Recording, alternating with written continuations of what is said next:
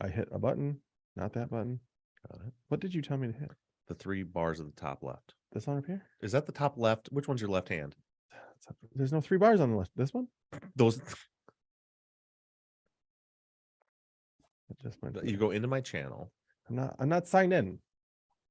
You still can go into the channel. Or sign into Quentin's thing. I don't want to. Hey, YouTube people. My channel. There's no my channel. Really don't like it. No, it's not called my channel. Go into the Truth and Justice channel as well. Goddamn. It's a miracle my wife still loves me. What are you talking about? What 3 bars? The same 3 bars at the top left. Not again. Yeah, Valeria immediately is like, no, Zap. See where it says Zap. live down there? Oh. In the middle? Isn't that how we did it last time? No, that's not it. Live? Popular? That's right, Nicole. Oh, wait, go to the left and click subscribe. Oh, you're not subscribed. I don't remember. I'll figure it out. I'll just pretend.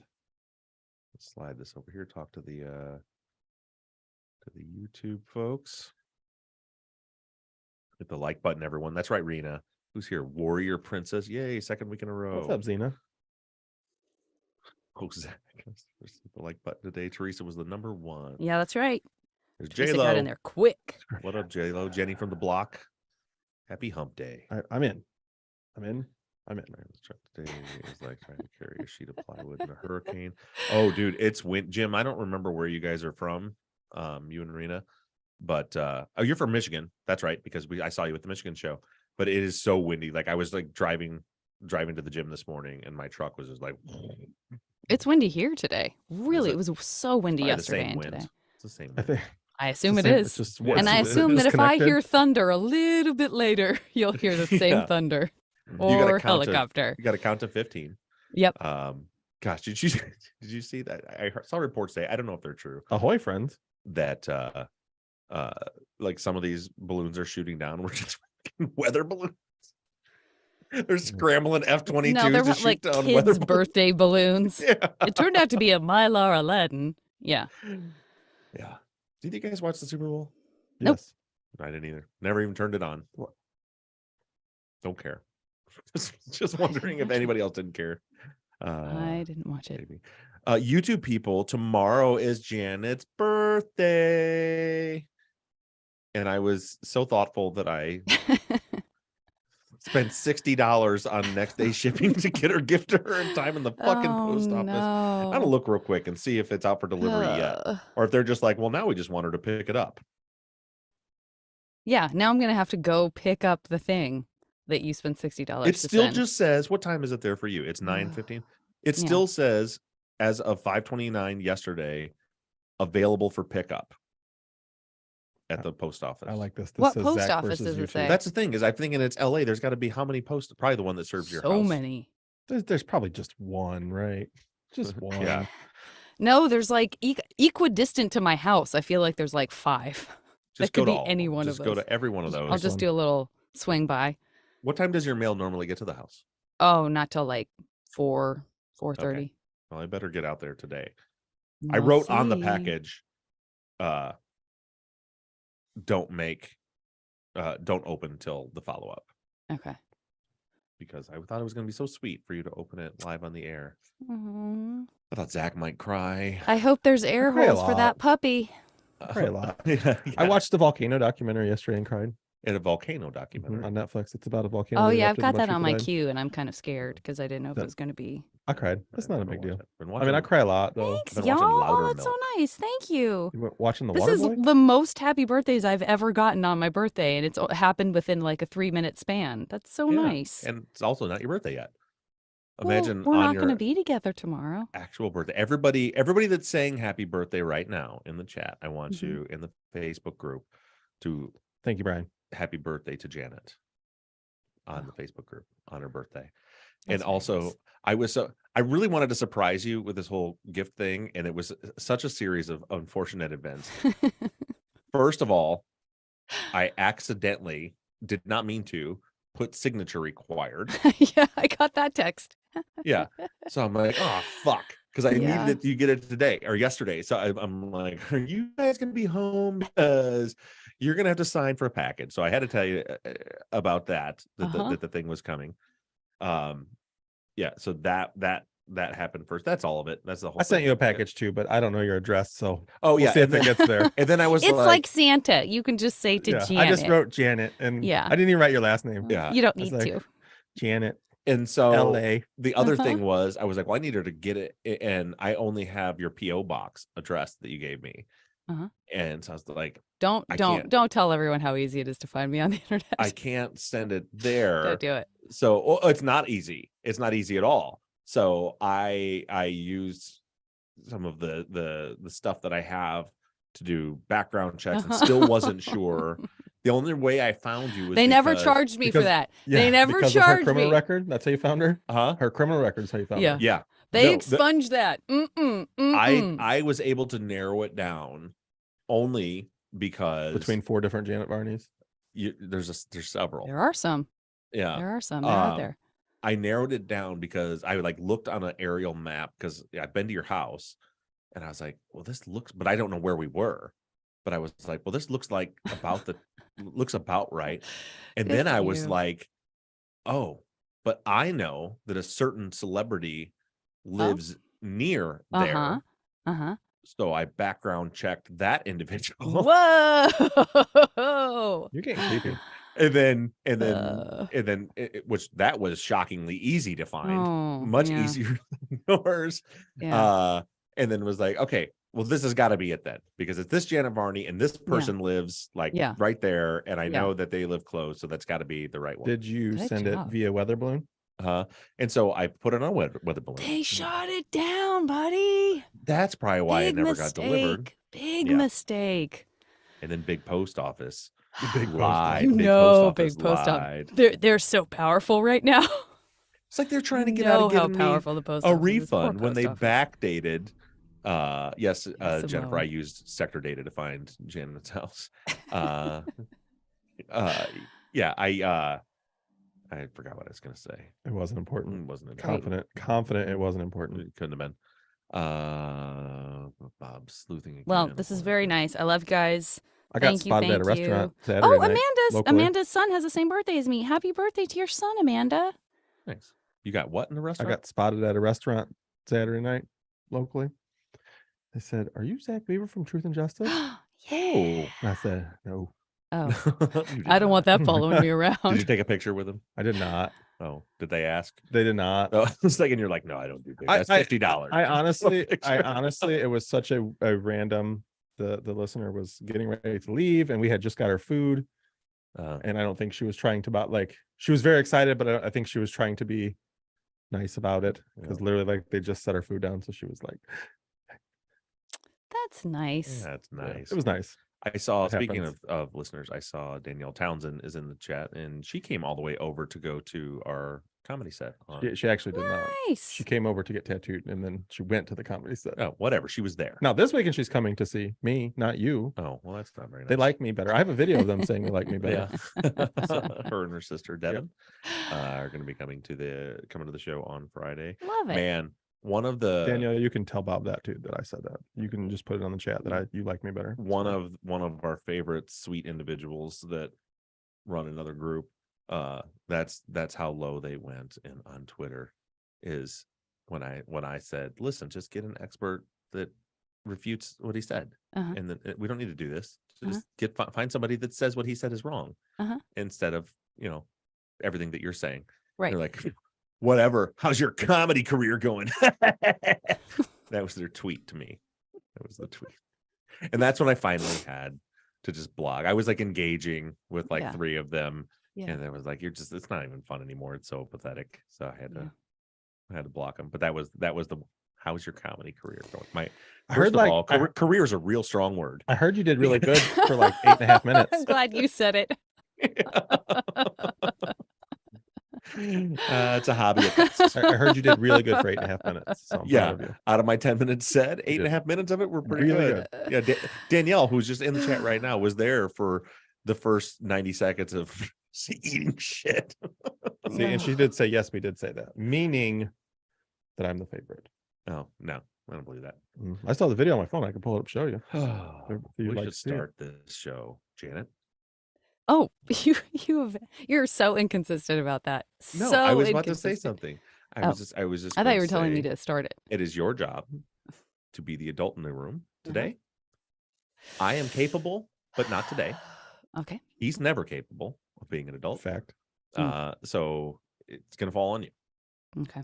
Just to keep it mature. I look like an adult. Right. Like people look at you and they think there's a grown up. Mhm. And then they see you eating a cosmic brownie and gummy bears. And they're like, well, maybe not. Chicken tenders. And chicken tenders. I'm on board for all that. I'm on board for all those things. Jennifer just posted great news for Jamie Snow, y'all. Is there a new development that we should be talking about? Let me look up. Let me look. Jennifer, you scooped Bob. He doesn't even know what you're talking about, Yeah, and neither do I. I haven't looked at the internet in a day and a half.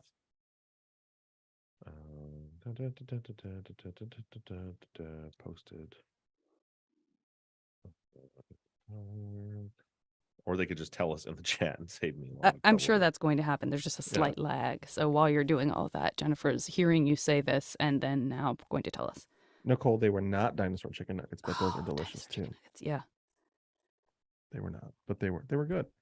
By the way, Coral Day, who I don't think is in the chat right now, made the best Facebook post on the fan page of the week. And I don't know, but I think this will probably be too blurry for you to see it, too bright.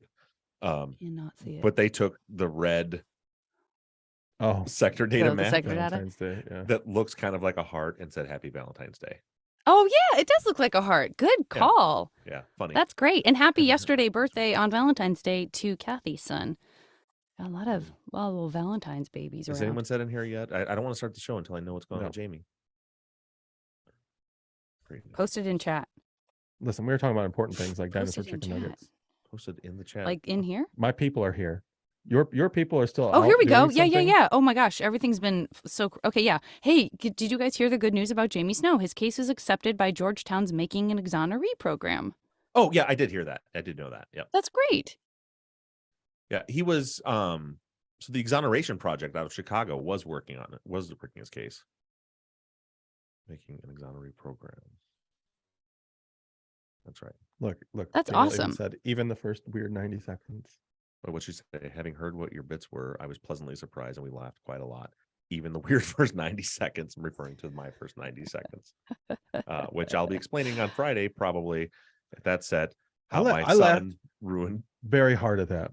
Not at the bit. No, not the bit. No, not the bit. When we came back to your house to come down, because anybody that's ever performed knows it's hard to come down after performing anything. That we came back to Bob's and we realized why Bob's bit failed so hard, and I laid on the floor laughing, literally laying on the floor laughing. Yeah, for a while. When my son explained to me how he screwed me over. Okay, so now we're ready to start the show. Great. Georgetown's only almost 9:30. It's like making a murder, but it's making an exoneration, right? Making an exoneration. Yeah. Yep. Okay. That's great. We're already rolling, and here. Well, Bob. Okay. No. Sorry. Nope. Here we go. Kelly cut that. And I mean that. He doesn't mean it. Kelly, leave it in and leave in the comment about you editing it out. Listen. Janet doesn't pay your bill or pay your. Here we go. Alrighty, welcome back, everybody. Sorry, well, you guys don't know this when you're listening to this that we started a little bit late because we were chatting with the YouTube folks for a little bit. But we are here to get. You know what, Kelly? Cut all that. Let's start over again. That was. I think my well Bob started better than that. What am I doing? Okay. Yeah. Here we go. All right. Welcome back to the show, everybody. Thanks, everybody who's joining us on YouTube. As Zach mentioned, he's here, and so is Janet. When you're listening to this, first and foremost, most important thing, when you're hearing this on Friday, yesterday was Janet Varney's 29th birthday. Oh, Congratulations, thank Janet. you. In all fairness, I know that's like a running gag, but really you don't look over 29, and it makes me angry every time. I thought when I met you in person that it was all like Hollywood smoke and mirror stuff, and I was so upset that you look as young as you do. Anyway, happy birthday to Janet Barney. Why don't you ever say that about me? You look 60. Oh, and you're younger than me. So anyway, let's get into the show. First things first, we've got some good news about Jamie Snow. Jamie Snow's case has just been accepted by the Georgetown's making an exoneree. You're gonna have a lot of work to do, Kelly. Making an exoneree. God damn it. This will be fine, Kelly. You're just gonna clean this up and it'll sound very professional. Jamie Snow's just been he has just been accepted to Georgetown's making an exoneree. Here we go. Properly. Making an exoneree program, which I don't know a whole lot about, but I know it's currently Chicago's exoneration project was working on Jamie's case. The Georgetown making an exoneree program is a big deal, and they're taking his case on now. We already had some victories in his case where we've gotten a bunch of documents, like hundreds and up to 1,000 documents that weren't shared prior to the ruling that happened over the summer. So Jamie's case is continuing to move forward, and as we get updates, I will let you know. With that being said, we're starting a little late, so we better really get into it. First, we didn't talk about this at all in the Patreon hour and a half pre-show this week. What were you guys' thoughts on the episode? It was great. I love the way you broke it down. Honestly, so you and I sat down after last week's follow-up, and you drew it all out on the board for me. Mm-hmm. And I was nervous as how you were going to convey that, because you conveyed it really well to me in a picture. Yeah, with a drawing. Yeah, you did a phenomenal job. I think it really came across well. I was able to envision what you were talking about. And I honestly, Mike's breakdown really makes a lot of sense. Awesome. Well, thank you for that. And Janet, your thoughts? Oh, yeah, I felt the same. I mean, I thought it was really exciting, to be honest. I mean, I just thought it was very, very cool to have, we always talk about how hard it is to prove a negative. And so to have something that feels like it's kind of moving the ball in the direction of, well, here's data. This is hard data that actually supports the story more than just like, well, we don't know that such and such didn't have, you know what I mean? We always talk about that. So I thought it was really exciting. Yeah. And I want to be clear too, that when you it reminded me when you mentioned prove a negative, because somebody had asked, like, on the Facebook page, so does this prove they didn't go up the hill to Becky's house? And I want to be clear, it does not. Right. It does not prove that. What this does is corroborates what they said, right? Which what they said is that they were heading down the Sacred Heart. Especially you go back to Robert's first interview, the one that was like 12 hours later or 18 hours later. We were heading to Sacred Heart, and we missed the mass, so we went on up to Christian's house.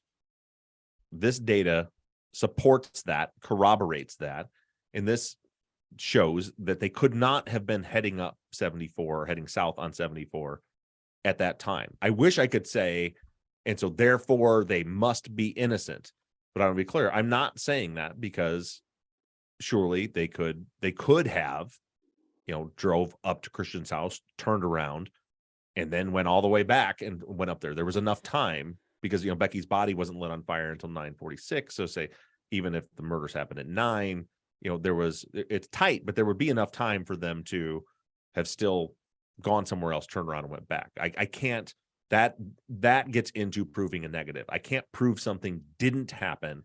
All I can do is show you evidence of what we know did happen, which is that they went past that turn to 74 and were east of there when this phone call came in. Well, I understand that. And isn't that also important in terms of what the state presented as their case and what they presented as definitive evidence of cell phone pings being very significant? Was this call a part of that? Yeah. You know what I mean? So that's kind of a big deal. We all know this was a very circumstantial case. The state did not have much to work with. And one of the main stanchions of the case that they drove home, particularly in closing arguments, was the cell phone evidence shows that they were heading towards Becky's. And now the cell phone evidence shows that at least at 7:13 they were not. So again, it's not a full, but and the tricky part is because I've seen people on the page that are like, yes, but this is reasonable doubt. So in practicality, right? So like in our real world here, for me, when I'm looking at it, it's like, okay, they have not given us any reason to not believe what they did. They were doing exactly what they said they were doing. Mhm. And now we have this new evidence that's come out. We've analyzed it, and it continues to support their narrative of what they were doing that day. So practically speaking, it's a big deal for when it comes to in the court of law from this point forward. Unfortunately, in post-conviction work, the burden is not on the state, and the burden is not beyond a reasonable doubt. In order to be exonerated for actual innocence, you have to disprove every element of the state's case. And I think this disproves one of the elements that they used, but it doesn't disprove all of them. And so then and I don't want to go too much because I know we have questions You are about this. treading into dangerous territory of So with that being stomping said, all over our wonderful listeners' questions. So I do have a couple questions really quick that I looked at listener questions that I don't think are presented in those. Okay. Do we have a coverage map or sector data for 523, Tower 523, where Christian's phone hit? Well, you're looking at it right Okay. now on the screen. It's on the same on the website where I put the map that shows the sector data for 705 with the orange and the yellow. Mhm. Over there on the right is the sector coverage for 523. And I'm going to get much deeper into that stuff in this week's episode. Okay. Then I think you answered my question. Okay. Great. So I'm going to actually start with something that's completely unrelated to all of this because I wasn't sure where else to kind of put it in, but I personally saw this post elsewhere on Facebook by Nikki, and I said, Nikki, I think you should feed this into the follow-up because while it isn't specifically related to cell phone coverage, I thought it was a really interesting idea, and I hadn't seen it come up before. That doesn't mean it hasn't, but I hadn't seen it come up before, and I don't think we ever talked about it before, which is Nikki said, in light of the talk of how dark it is at the crime scene, could the perpetrators have used night vision goggles to walk away from the scene? Yeah. I mean, I don't know how. Yes, they could have. I mean, we don't have any evidence they did, but certainly that's a possibility. But, I mean, when we're talking about, it's not the first time that night vision has come up on the show. And I think just sort of connecting the dots, not necessarily with that specific thing, obviously, because that's was talking about Ron. We know he wasn't anywhere near there. But in terms of like, we know someone could navigate that area better under those circumstances. And I just don't think we ever used that as like, well, how about this? Like if they didn't have flashlights or if they weren't showing off, like how would you see? And I just thought it was really interesting and like smart to add that as a potential factor. I don't know how I feel about that because I don't know that night vision goggles are that readily available. I mean, I'm not saying they're not out there, but I don't think they're that readily available, and they're pretty sophisticated for what they are. So if you're going to the point of doing this murder and planning to have night vision goggles, I think you handle the crime scene a little better than you did. Right. But then again, you have to think that, in my opinion, Becky was never part of the plan. Like this crime scene, if you sans Becky, the crime scene was covered up pretty well. You know what I mean? Eventually they're going to find the bodies. And if they did the x-ray, they would know somebody was shot, but they would have nothing else to work with if it weren't for Becky out there. And I do want to just, I don't want to get into too much of this, but I also don't want to lose this comment from the YouTube chat before we go any further. Mitch in the comment says each expert gave a different analysis. So I think further research has to be done. I just want to point out that's not true. Ed's expert did not, the guy that Ed talked to didn't give an analysis about where the guys were. From what Ed said, the expert simply told him how to read the document. Like, what does azimuth mean? What does final cell face mean? Things like that. The actual analysis about location was not done by an expert. It was done by Ed. And I also want to be clear, as I said in the episode, Ed never claimed otherwise. Other people took that as this expert gave this analysis and said that they were heading south on 74. But from what I've seen, that's not accurate at all. The expert told Ed what the sectors mean, what the azimuths mean. Ed took that information and did his own analysis. Right. And I appreciate that you've put out there that if somebody has, can really sort of lay out the case that very specifically shows from an expert perspective that you're wrong, that you've invited that. So I guess to date that's that hasn't happened. Obviously, as expected, there are the exact people you would think that are trying to discredit the expert and discredit the information. And my response, like, there's no reason to have an argument about it. Just all you have to do is just like find somebody who works in this field who will say that what Mike said, our expert, was incorrect. Because I'm telling you, because Mike is the one that went on the record and he was the most qualified.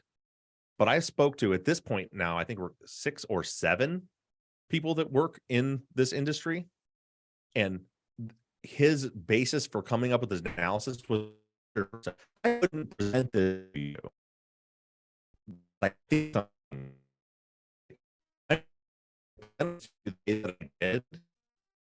be 100% certain that any expert would come to the same conclusion, which Mike only did 2 things. Everybody wants to talk about like the track software and it's not reliable. He didn't use the track software. Mm-hmm. All that does is show you the maximum potential range of a cell tower. He did 2 things. One, he explained that on an incoming call, you cannot use the initial cell for location. And every single expert I've spoken to, and then also before this, you can go all the way back to Adnan's case, every single one unanimously all says the same thing. That's correct. On an incoming call, you cannot use the initial cell phase. You can only use the final cell phase. So that's one thing Mike did, was clarify that and explain why, because I couldn't explain why. He explained why that is and how the system works. And then the second thing he did was look at the state's expert, Gary Gayetti, who did the Gladiator drive test, looked at the state's expert's map and showed where the dominant coverage is for Tower 705 Sector 1 and said, he's there. That's where he's at. He had the full Gladiator report. He had the full sector data report. He had all of it. We broke down for our discussion the parts that he wanted that were relevant, which were the page that showed the dominant sectors, because he said you need to look for the dominant cell coverage area. Mm-hmm. He wanted that. He wanted to see the max range of Tower 745 Sector 2, because that was the initial cell phase. He said, I just want to see I need to see the maximum range for that. Told him we have the track software. And I asked him about the reliability. He said he has his own software that he can do the same thing with, but they're all about the same. Trax is just reliable as anything else. It's all based on the specifications of the tower and the cell and drive tests to confirm things. And he said it's not that important, because the only thing you can look at is the final cell phase. So all you have to do is find an expert that says that you can do location off of the initial cell phase, and I promise you won't find one. And then find somebody that says the state's expert's dominant sector map is incorrect. Mm-hmm. And if you find that, fine, I'll put them on the show. I'm happy to bring another expert on the show, but I'm not going to do a bunch of arguing online about it. Okay. I'm going to apologize in advance to our listeners because I had a lot of questions about Mike's analysis and sector data, and I think you just in a large way may have touched on a little bit of every one of those things. Okay. But so just I'm going to circle back to it because I want to go back to back then, and because we have a lot of questions about kind of the circumstances, as we've talked about, the sector data being tucked away and what all of that means and all that. So let's start with that, and then we get back to Mike's stuff. It probably wouldn't hurt for me to hear it again anyway, just because, as everyone knows, I don't claim to necessarily always immediately understand the cell phone stuff. But this last episode was extremely helpful, and so many people on Facebook too were like, "Oh, so clear, thank you! Like you really explained it in a way that made sense." So, and thanks to Mike as well. So Teresa says, "Do you know when the state turned over the discovery file to the defense? Is there a rule or regulation on how much time the defense must be given to review discovery prior to trial?" I'm not. You'd have to go through like the clerk's documents, which I don't have.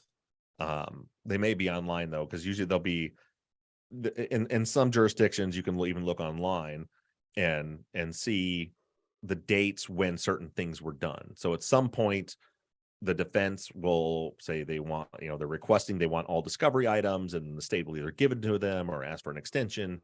So I don't know, but I would say it would be in a reasonable amount of time before the trial. If they got them like the day before, they would ask for a continuance because thousands and thousands of pages of Right. documents. So Okay. all I can say is they would have them in a reasonable amount of time. They had them in enough time that they should have found this document. Okay. Well, I guess, I think that's what the big question is, right? And then Teresa also says, how long did the law enforcement agent that requested and received the sector detail work for RCO? Was he employed in 2011 when the data was given to Bowles? Was he employed when Robert and Christian went to trial? And so this is a great question because, this sort of goes back to the conversation that we were having about the curiosity about, well, you said LeClaire didn't ask for the sector data, Right. and now we know that they did ask for it. And then you mentioned kind of in fleeting that it was even not him that requested it. So I think there are Right. just some curiosity about who that was and kind of where it fits into everything. His first name is escaping me right now, but it was Officer Willis that requested it. It was requested in 2007. And so I'm going to talk about this on Sunday, but it certainly seems to me that the state absolutely knew it was there. And I'll explain why I think that in Sunday's episode. But does that answer the question? When it was requested by Willis, it was requested in 2007. As far as if he was still employed in 2018 at the trial, I do not know that. I know that the state did not call him, probably for good reason, because they put LeClaire on the stand, who they could say, did you request the sector data? And he could say no and be telling the truth. Right. Okay. And then Teresa goes on to say, what are the chances of informing Bowles now that there was sector data? I mean, do you think that would have, by the way, I feel like I've said data and data 70 times already. So get ready because I'm probably just going to keep saying it 2 different ways. How do you feel about that? Like where Bowles fits into this, and is that information something that we could get to him, and would that make a difference and all that? I don't know if he still works for the FBI. That's a hard, because part of the problem that I had was that I would talk to people that were willing to talk to me and explain things to me, but because of their employment, they weren't able to go on the record or do an interview about it. And so like, if he's still working for the FBI, I don't think he's going to just talk to me. If he's like retired, maybe. I maintain that if Bowles had this, because what Bowles said on the stand was, there's a direct question where he was asked, without the sector data, you can't tell us, without the full CDR, you can't tell us if they were driving down 74, can you? And he said, no. Like, he acknowledged that he couldn't do it with the information he had. All he had was the initial cell, not even the initial cell, the initial tower, which was 745. And he said, no, he can't do it with that. I 100% believe that if you showed him the full sector data, he would say the same thing Mike said. You can't use the initial cell face for location. You have to look at the final cell face, or the final cell, 705 sector 1, and look for sector, and that's where they were. I think there's an expert in the world that will disagree with those two things. That's all Mike told us. Okay. You're a little choppy. I know that's going to not be a problem in the actual recording, but me and YouTube, we're having a little bit of, we think maybe it's wind. Could be. You're chopping up a little bit, but okay. So let's talk about the stipulation for a second, because I see some stuff about it in the chat, and I also had something from Candy and also Christine from Facebook asking about the stipulation. can you clarify, were they stipulating that everyone acknowledged there was sector data and it was insignificant, or that was everyone stipulating that there was no sector data? They were stipulating that there was no sector data. Okay, so if someone says that they stipulated that they knew the info, that they had the information, they didn't do anything with it, that's not what they stipulated to. They No, stipulated not at all. It's the that there exact wasn't opposite. any. Yeah. The stipulation was that it wasn't available. Okay, and so Candy and Christine are both sort of asking, you know, why would they stipulate that there wasn't any if it could have helped their case to have it? Like, is there any reason that you would know about it and then, you know, would it be that they did find it and that they did have it analyzed and that they thought that that didn't look good for them, so it was on their benefit also to stipulate? Like, both sides think it's not helping their side, and one of them is wrong, but they both are like, no, there isn't any sector data. Yeah, so this is a slippery slope, right? So everybody, when the data came out and Ed made his post saying the data showed that they were for sure driving down Highway 74, everyone was saying the defense, it was in discovery, not everyone, but who do you expect? Well, the defense obviously knew about it and they pretended not to know about it and agreed to the stipulation because they knew that it was going to hurt their case. That was the narrative then. And I even saw, well, it's reasonable for the prosecution to have not realized it was there, which I think is nonsense. But then we get the new information and we actually have it analyzed by an expert who says, no, it actually hurts the state's case and helps the defense's case. So then now, of course, the other side of that is saying, well, that's why the state didn't or tried to hide the fact that it was there, was because they knew that it hurt their case. So in either side of that, all we can do is speculate. And again, I'm gonna break down and let you make your own decision this weekend on Sunday. Okay. But yeah, it just I guess it depends on your perspective and if it seems like it's good for you or not. Because the same people that said because it hurts the defense's case, that and they must have known that, and so they must have hit it.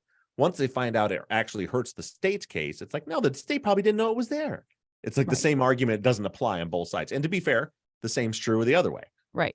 You know, all we know for sure is that both sides stipulated that sector data did not exist to their knowledge, and that's the fact as we understand it. And I'll be interested to hear more, you know, about what that could possibly mean or possible motivations for that. So yeah, and just to shout out to Wendy, who is responding to this idea of the prosecution burying it, so to speak, saying, you know, how is that considered ethical? If you do know and you're getting the defense to agree to something you know it isn't true, how are there no consequences of being dishonest? Are there other cases that these people have litigated that need to be looked at? I would say it puts all of the cases they touched into question. And I don't know if that's something that's maybe better suited for a conversation next week based on what you may be talking about in the weekend. Probably. Do we have questions about how this could be used in appeal or habeas? Yes, absolutely. Okay, that's actually my next little section. Okay. Before I get there, Teresa wants to know if it's possible to see or know what exact documents were provided as the state's exhibits in the stipulations. What documents were provided as state's exhibits? Is that what I guess regarding the stipulations? I don't know. That's not how the stipulations work. The stipulations, which is up on the website, was right before Bowles testified. The judge says, okay, you guys have handed me some stipulations. One of this, it was like stipulation 7, number 3 or something like that, was about the cell phone sector data not being available. And both, and he goes to the state and to both defense attorneys, you all agree to this? Yes. And then he tells the jury, you guys can all just trust and know that this is a fact, that this was not acceptable. As far as what exhibits were used, they used the Gladiator exhibit that Mike was working off of. And then they used I just call it the short form, but the basic cell data that we got that only shows the number calling, the number called, the the first tower that call connected to and the duration of the calls, that's what they were using at trial. They didn't have this full CDR. Okay. Okay, so getting into present day, Madeline says, are Christian and Robert aware of this new information yet? And then I'm going to just piggyback on Danielle, who I know is here today, says, have you heard from or been in contact with the attorneys about this info, and what are their thoughts? No, I haven't. I know they're listening through conversations with family members who have talked to them, that I know that they're paying attention to this but I don't know what their strategy is. Like, people keep, because I've sent stuff to the attorneys, like, again, people think that I'm like working with them or working for them. I'm not. I have no idea what their legal strategies are. I don't know for all I know, they have already had experts and already knew all of this information. I have no idea. Okay. So here's the question you were wondering about. Den and Jenna and Lucy and probably some other folks said, what are the chances that with the sector data now they could have a new trial? And I would just add to that, what would be the argument? Because you started talking about that a little bit ago. Yeah. So because somebody in the YouTube chat had just said, like, this won't help them because it's not new. It was in discovery. That's not true. Now, is it a guaranteed new trial? No, any judge can rule in any way. If I was, and you all know I'm not an attorney, so this is just my layman, after spending 12 seasons working on cases with post-conviction attorneys, from what I understand, this is how I would approach it, is I would raise this as ineffective assistance of counsel, because the defense attorneys had this information in their file. They should have known it was in the file. They should not have agreed to the stipulation.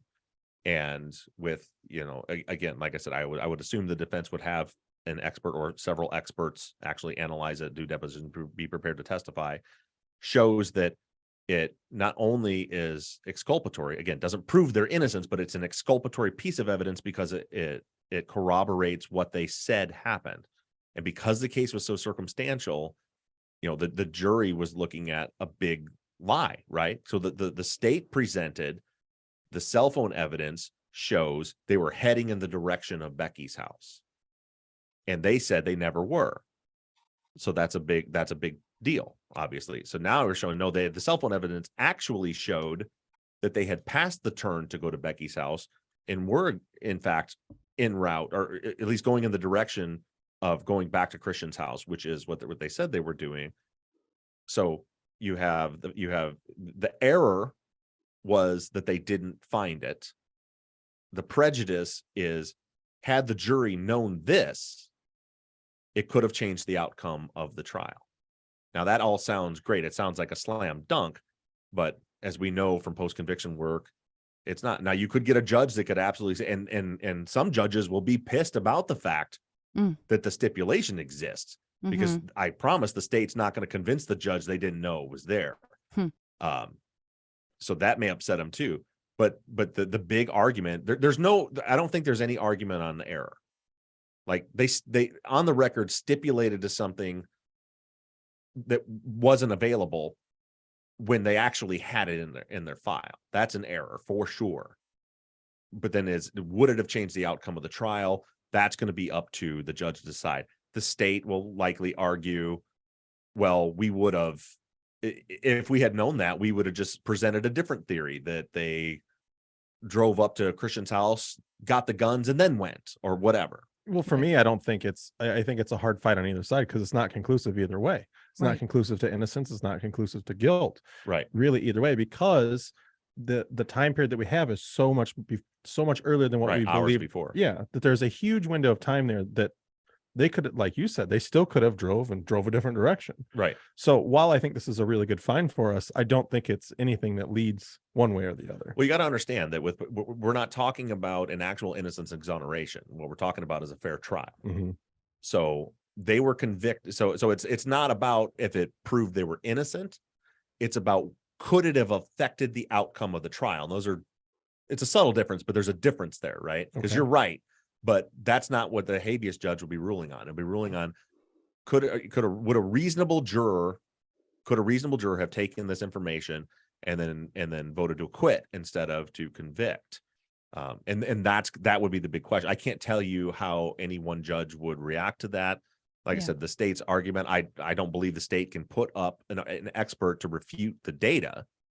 the analysis. I think any expert is going to come to the same conclusion. So, but what they can say was, well, our trial strategy would have just changed. We wouldn't have made that argument. We would have made a different argument if we had it. And Right. then it depends on if a judge is going to buy that or not buy that. Right. And is that a situation where, like, in a perfect world, I'm just thinking about Adnan's case, for example, because it has proven to be a nice comparison in a lot of other ways, that you sort of would hope to have a couple of different things like this so that Yes. you can present a sort of batch of things and say, because you never know, like someone might rule yes on this, but no on that, but that's enough to take you forward. And then maybe Yeah. that bounces back, but they like the other thing. This is all very but if I'm the lawyer, I'm working very hard to get DNA testing done and trying to identify the DNA that's on. I want to do MBAC testing and get as much DNA off of her clothing and stuff that we can. Yeah. And then I want to get that analyzed, sent through databases, through CODIS, through genetic genealogy. I want to identify whose DNA is on her body. And then that's when you start to get to a point where it's a slam dunk. So if you could present, look at these experts that we're having look at the DNA and the business card, show this degradation, and we can tell now that with the degradation of the DNA business card that it's probably been outside for a period. I'm not saying that's true, but let's say that was a thing. Well, that's not going to overturn the conviction. And here we have the defense had this sector data, didn't know they had it, or at least didn't admit they knew they had it.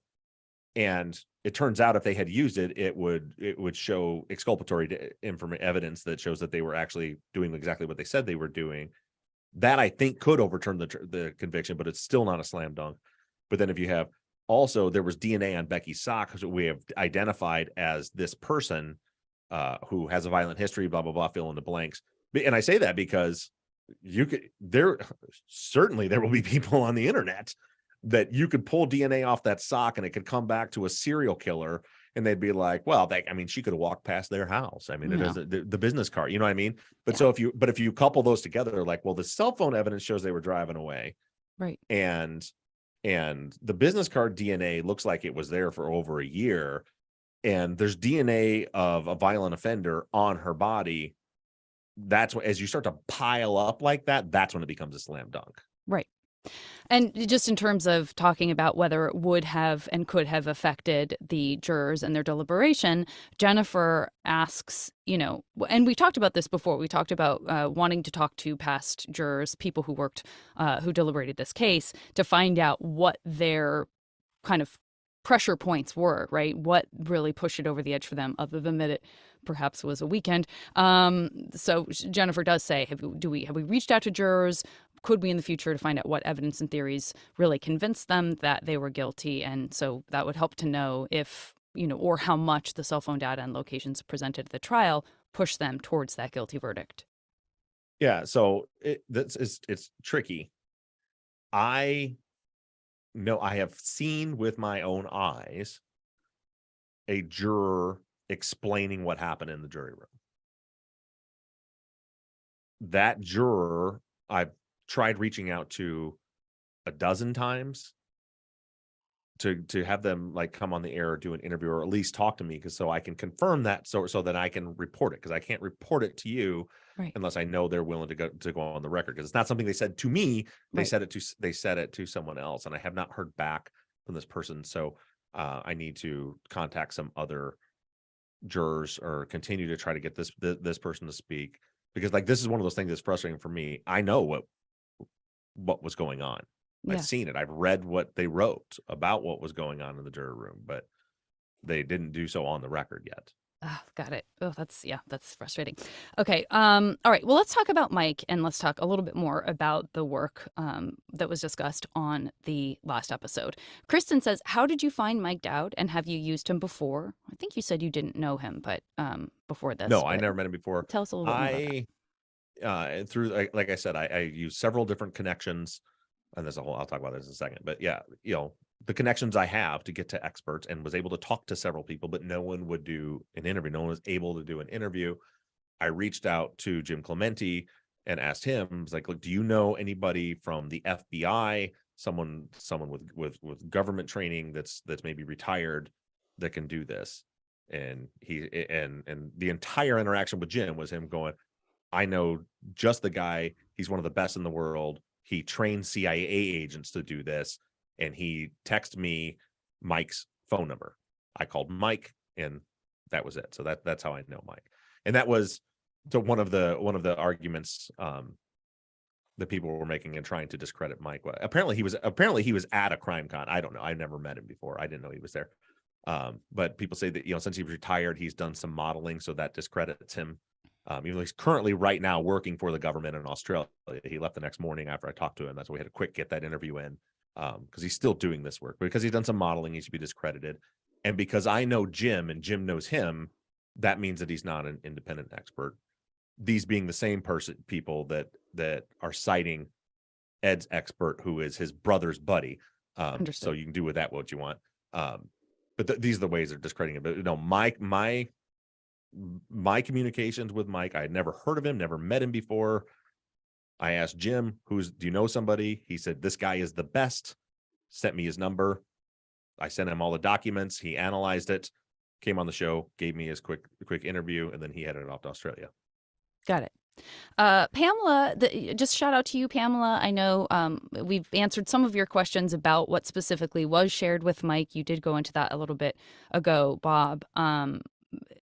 Jim says, let's circle back to the drive test for a second. Jim says, does the drive, and I'm paraphrasing Jim, does the drive test coverage data support the recent analysis?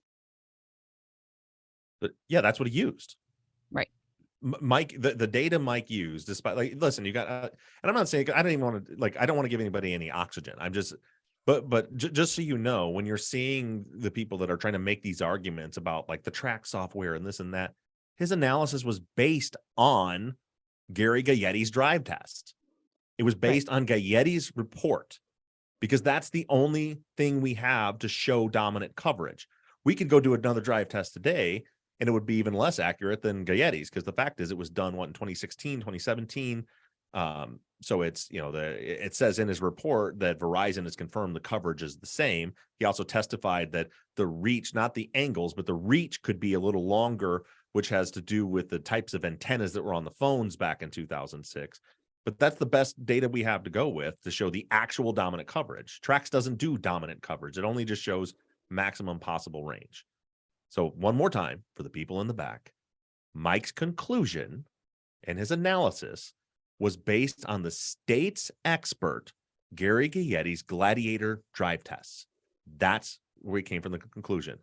And then, and no, nothing was true. He had the entire report. Went through the whole report and then came to his conclusion. Great. Rossi, shout out to you. There was a question, in fact, several questions about that, about people, I think, misunderstanding and thinking that you guys were having a different conversation about today's coverage versus the coverage back then. We've answered that.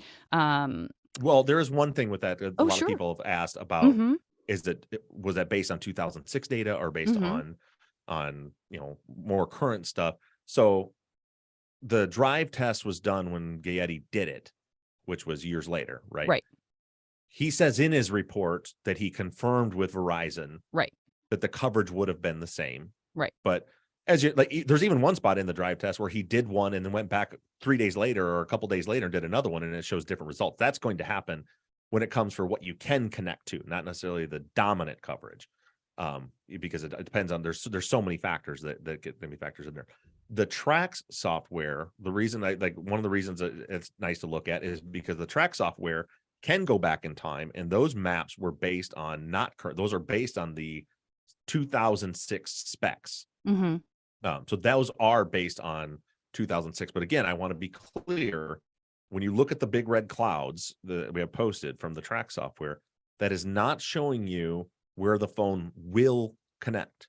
It's showing you where the phone could connect, because it's showing you the maximum potential range. And that's what I was saying about the sector 705 sector 1 when I said it's double confirmed, because if you look at Gary Gayetti's map, it shows where the dominant the dominant coverage area is for sector 1, and then if you overlay that with the Trax map that shows the max possible range of that same sector, you see that they line up. Obviously the maximum is a little bit bigger than the than the coverage area, but both confirmed that yes, that's a microcell. Yes, it covers a very small area. And there's a reason why in the sector, the dominant sector map that Gary Gaetti did in his drive test, that it's sector 2 that has all of the coverage down Highway 74, that 705-1 doesn't have any, because you can see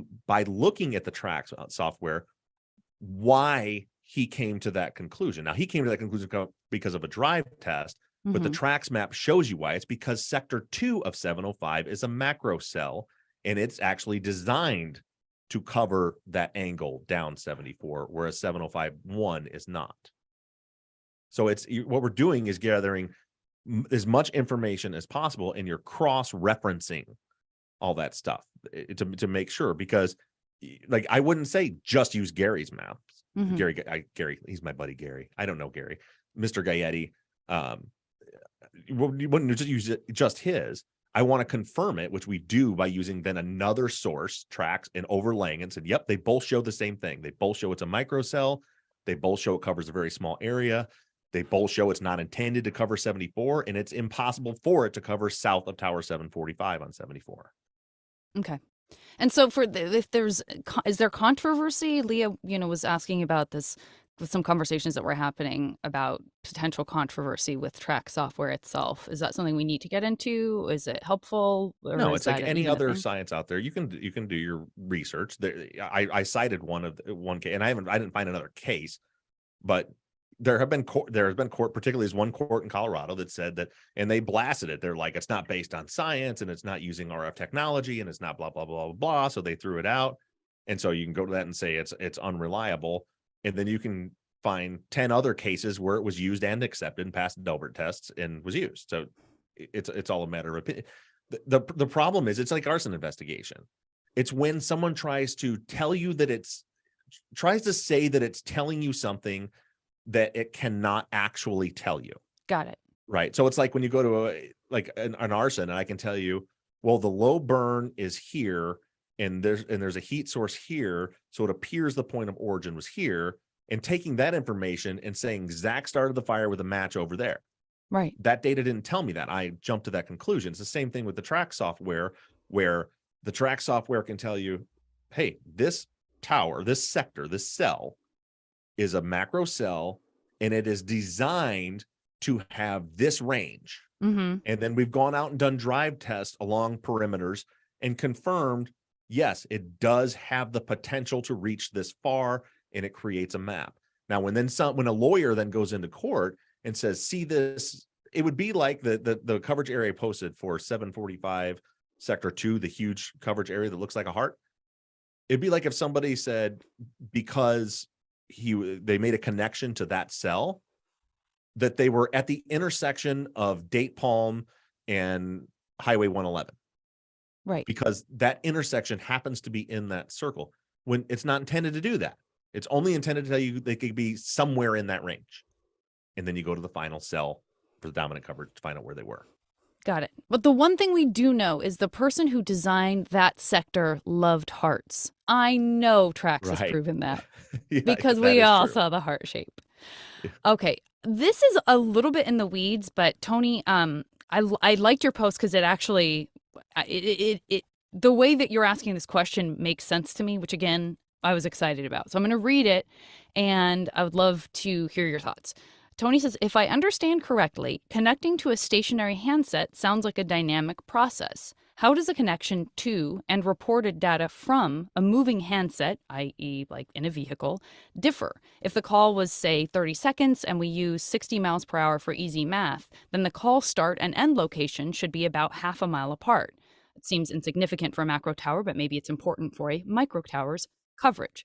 Is a terminating tower/sector that is reported to the cell that it immediately switches to, or is it the one in use when the call ends, assuming it's switched during the call due to the handset moving out of range? Can we truly tell anything about their movement based on this one data point, or do you have to connect the dots with the calls before and after?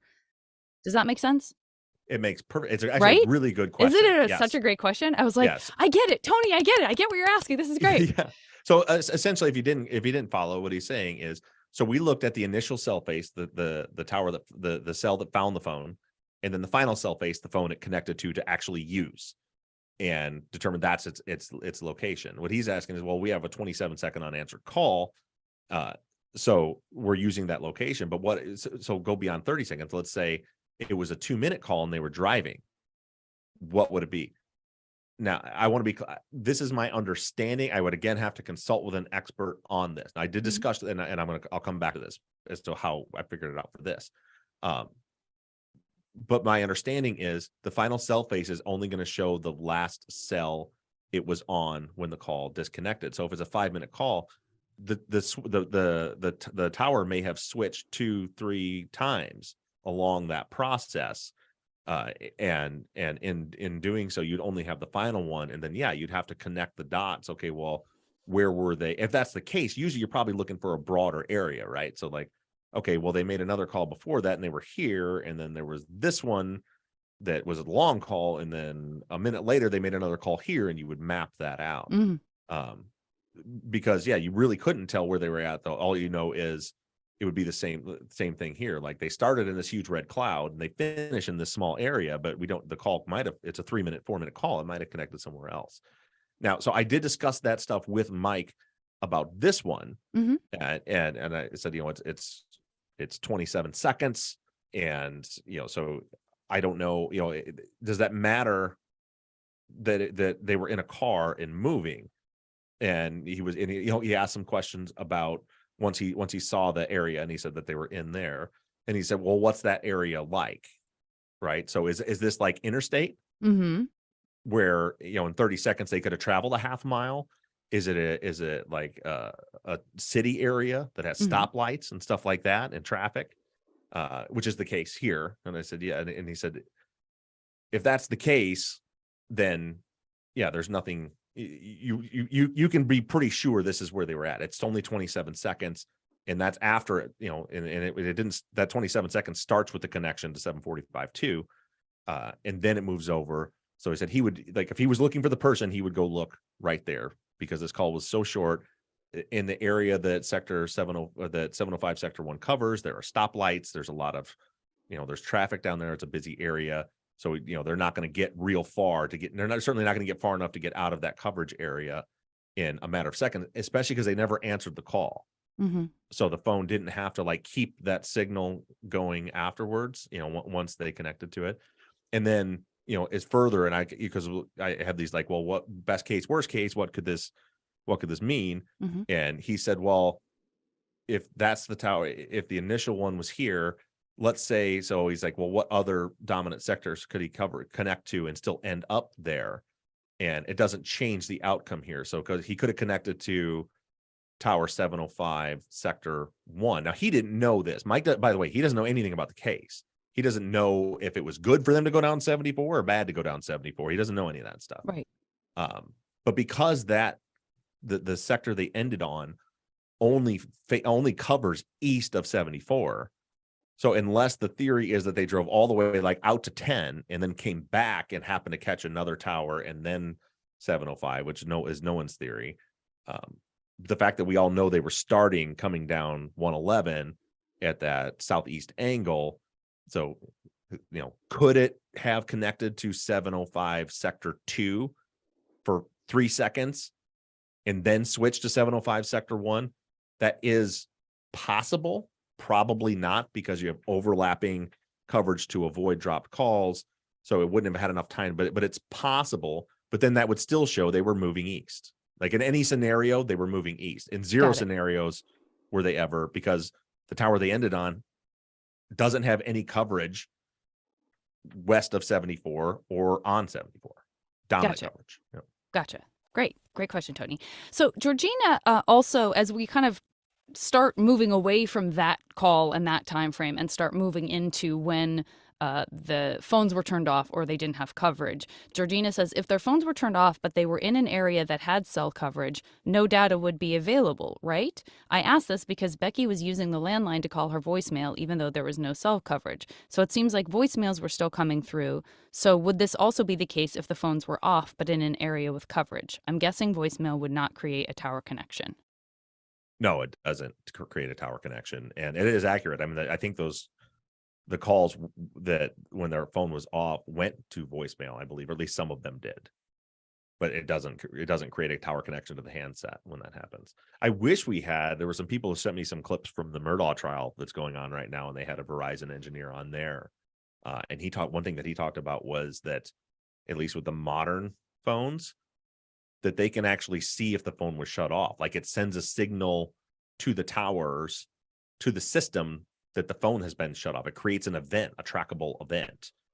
So I heard that, I'm like, oh, well, let's go look. And there's nothing. Well, he was describing was not on these reports. And I haven't talked to Mike again since then, but I talked to a couple other people since then. They're like, no, back in those reports aren't going to show that. But apparently now, if you shut your phone off, it'll show you. It'll say that you shut your phone off. Got it. Okay.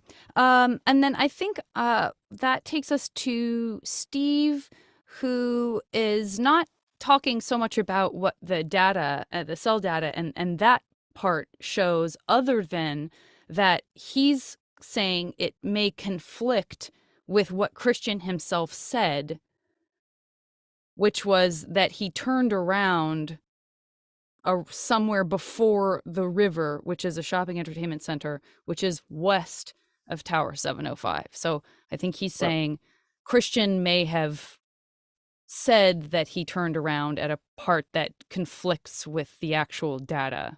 Does that make sense? Yeah, it does. But there's a couple things. One, as we mentioned in a prior episode, Christian was interviewed 3.5 months later. The first thing he said was that I don't think my memory is very good. And if you listen to his wording when he's saying stuff, he's like, he's saying, I don't know. I guess we would have probably turned here. The mistake, again, there's all these dropped balls in the investigation that would help us so much. 18 hours after this happened, Robert was interviewed, and he said, yeah, we were going down there. It was too late. So we decided to go back to Christian's house. I wish they had asked him, which route did you take? But they didn't. And then they didn't interview Christian again for a week and a half later. And, I'm sure there are people out there that are like, well, they should know it was an important thing that happened, and they should know exactly every turn they make. These are teenagers that are driving around that town all over the place every single day. And if they're innocent and didn't have anything to do with this, the idea that they would remember even 10 days later, 11 days later, when Christian was interviewed, exactly what turns and what route you made in one drive of how many drives around town a week and a half later is not reasonable. And then to think that, but then 3.5 months later, after how many hundreds of drives through there with Christian or with Robert and all that they're going to remember the exact turns. So without even remembering what he said, my methodology, and again, I talked about this before we even went through any of the sector data, was you go back to the first one, go back to Robert's interview. And I was looking desperately to see what route did he say they took, and they never asked him. We don't have a route. So all we know is they were headed to Sacred Heart. They went home. I can't take Christians, I think maybe we went this way 3.5 months later, as evidence of where they went. Okay. So let's talk about some other calls. Some questions have come up around, of course, we've placed all this emphasis on this very important moment, but that has led folks like Amy and Shannon and Darlene to wonder about sector data. Sector data. Sector data. I figured out a third way to say it. Yeah. I haven't heard that one before. Sector data. Tell us more about the sector data, Bob. Was it pulled for anyone else they got phone records for, such as Javier or Jacob or anyone else? Jacob's phone being tricky since it was off for all that crucial most of the day. time. No, so someone had showed me who was looking through some cell that has access to the case file, that there's information in Becky's cell records that discusses or that mentions, I think it mentions azimuths in it or whatever it was. It looks like they had sector data for Becky's phone, which isn't particularly helpful because her phone was not, had no connection after like 5 o'clock when she was up the mountain.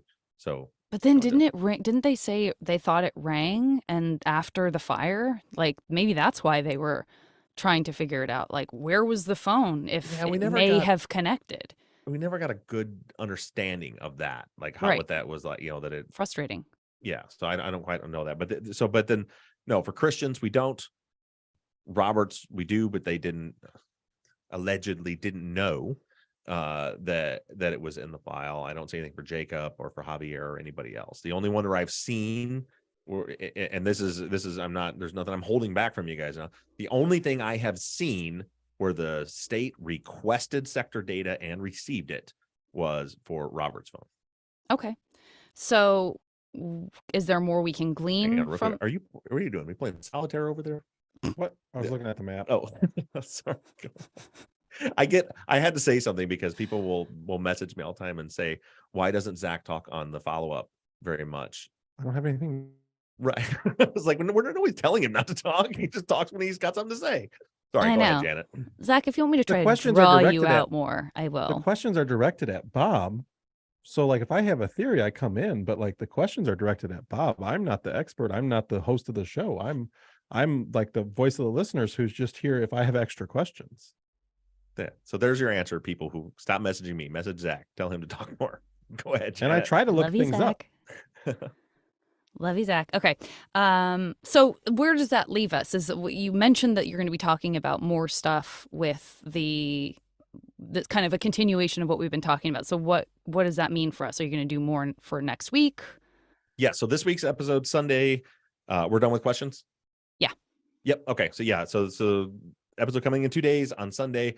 As long as we're doing it, let's do it. So we're going to go through all of the sector data for all the calls we have that night and try to map out exactly the route that we have, either because there's a lot of people asking, well, what about this call at this time? And what about this? Right. So I'm just going to go through and map out where where Robert's phone was at the different times throughout that evening from where we know that he was, and then a little more analysis about the stipulation, and I'm going to talk more. I'm going to fully go through the Gladiator report, not just the stuff that they talked about at trial, but everything that's in his report. So all that will be coming on Sunday. When you're hearing this, don't forget to send Janet a happy birthday message. She's the big 2-9. This is the most attention we've ever paid to anyone's birthday ever on the show.